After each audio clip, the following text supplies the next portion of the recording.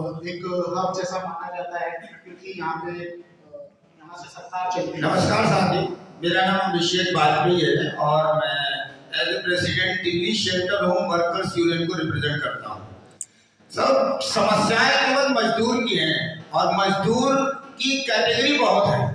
हम जिस संस्था के जिस चीज के थ्रू रिप्रेजेंट करते हैं तो उनमें सबसे बड़ा मुद्दा मजदूर का ही है।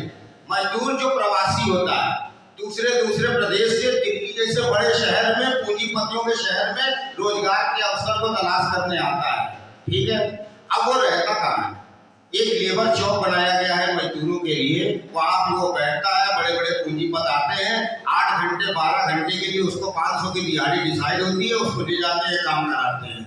लेकिन उस मजदूर को 30 में 300 दिन काम नहीं मिलता, 30 में 15 दिन या 20 दिन का काम मिलता है। उस 15 दिन 20 दिन के काम में क्या वो दिल्ली के अंदर रूम का रेंट पे ले सकता है? नहीं।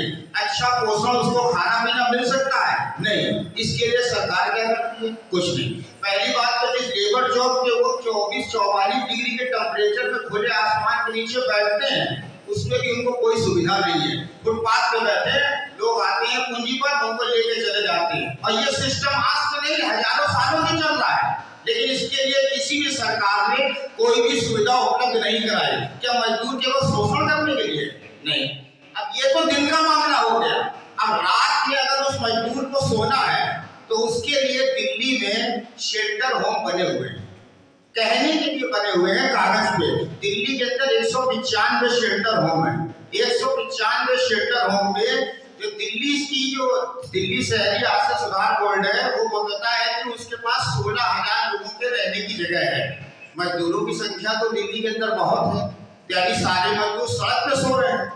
प्लस शेल्टर होम में रहने वाले मजदूरों के लिए किसी तरह की कोई सुविधा नहीं है, सुविधा के नाम पर जीरो है। उनको अच्छा पोषण नहीं है। 50-50 किलो का वजन 5वीं मंजिल तक चढ़ाने वाला मजदूर केवल घटिया दाल और चावल खा के कैसे मजदूरी कर लेगा?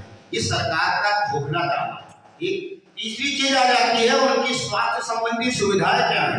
नहीं है। और ये सारा मसला जो है एक अकुशल मजदूर का है, जिसकी दिल्ली सरकार ने दिहाड़ी 673 रुपए डिसाइड करी है ना। उनका वर्किंग आवर्स डिसाइड है।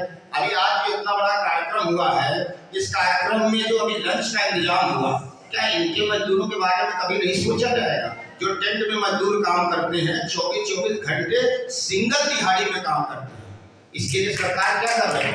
कुछ नहीं कर रही है। एक बर्तन धोने वाला भी अकुशल मजदूर है, लेकिन अभी लंच का भी काम करेगा, रात में डिनर भी 2 बजे खत्म करेगा, उसके बाद माल को लोड करके उतार के अपने घर पे जाएगा। केवल 600 रुपए 24 घंटे, और काम हमारा आपका जूठा धोने का करना है। ये उनके साथ भी गैर बराबरी है, इसके लिए भी सोचना है। रैन बसेरों में जो मजदूर रहते हैं, ये सारे मजदूर अलग अलग कैटेगरी के हैं। कोई पल्लेदार है, कोई कंस्ट्रक्शन लेबर है, ठीक है, कुछ लोग शादी बारात का काम करने वाले लेबर है। ये सारे अकुशल मजदूर है। न इनकी कोई स्वास्थ्य योजना है, स्वास्थ्य संबंधी कोई सुविधा नहीं, न इनकी सुरक्षा संबंधी। किसी प्रकार की दुर्घटना में अगर उनका पैर टूट जाए या इनकी मृत्यु हो जाए तो सरकार जिम्मेदार नहीं है, और ठेकेदार तो पहले उड़नछू हो जाता है और पुलिस को 10-5 हजार रुपए देकर सारे मामले को दबा देता है। और उस परिवार के, उसके मजदूर के घर वाले सालों का इंतजार करते रहते हैं कि मेरा बच्चा आएगा कि नहीं आएगा, पता नहीं जिंदा है कि मर गया। आखिर इन सब समस्याओं को कौन कंसीडर करेगा? उसके लिए हमारी जो संस्था है वो आवाज उठा रही है। अब इन सब के बाद एक और नई चीज बन के आती है, ये जो मजदूर हैं, इनमें मजदूर तो बाहर से आते हैं तो वो बेघर हो गए, रैन बसेरों में रहते हैं। इन सारे बेघर मजदूरों को मैनेज करने वाले जो लोग हैं, जो इस रैन बसेरों में काम करते हैं, कर्मचारियों के साथ भी सरकार का कोई इंसाफ नहीं है।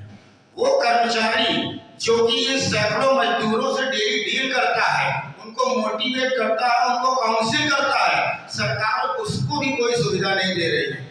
सैकड़ों महीनों से सैलरी नहीं आती है, उनको भी स्वास्थ्य संबंधी कोई सुविधा नहीं है।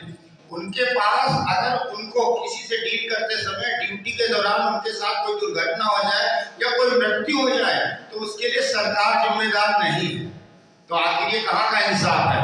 ये भी एक तरह की गैर बराबरी है। और हमारी जो यूनियन है, इन्हीं सब मुद्दों को लेकर के प्रवासी मजदूर और ये जो होमलेस है और होमलेस को डील करने वाले जो पढ़े लिखे कर्मचारी हैं, जिनको बोलते हैं पढ़ा लिखा मजदूर, उनको लेकर के इनके मुद्दे को आगे बढ़ रही है। नमस्कार।